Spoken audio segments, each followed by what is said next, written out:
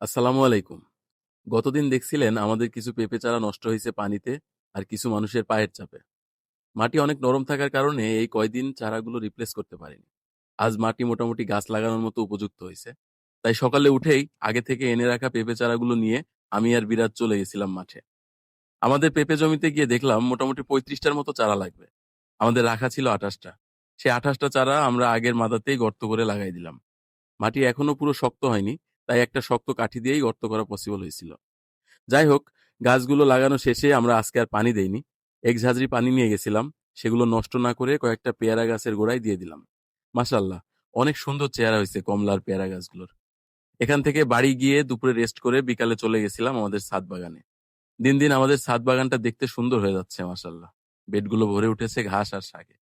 ১ নম্বর বেডে তো ঘাস লাগাইছিলাম, কিন্তু এর মধ্যে কিছু শাকও হয়েছে আলহামদুলিল্লাহ। মজা করছিলাম আসলে। বাকি বেডগুলোতে শাক আর ধনেপাতা খুব সুন্দর হয়েছে। তাই সিদ্ধান্ত নিছি যে এই বেডটা এখনো অব্যবহৃত পড়ে আছে, সেটাই ধনে চাষ করব। তাই আমি আর বিরাজ মাটি আলগা করে ঘাসগুলো পরিষ্কার করে ধনে বীজ বপন করে দিলাম। শেষে হালকা একটু পানি দিয়ে দিলাম। আর এভাবেই সন্ধ্যা নেমে এলো আস্তে আস্তে। মানুষের জীবন আসলে অতিমাত্রায় অনিশ্চিত। তবুও যতক্ষণ হায়াত আছে জীবনটা সাজানোর চেষ্টা করতে হবে। আর শেষে এই সাজানো দুনিয়া ছেড়ে চলে যেতে হবে পরপারে। খুব কাছের একজনকে হারাইছি ২ দিন হলো। যে গেছে শুধু সেই গেছে। দুনিয়ার কোনো কিছুই থেমে নেই তার জন্য। তাই আসুন, সময় থাকতে নিজের ওপারের ভবিষ্যৎটাও সাজানোর চেষ্টা করি। আল্লাহ আমাদের কবুল করুন, আমাদের কাছের মানুষগুলোকে কবুল করুন। আমিন। আল্লাহ হাফেজ।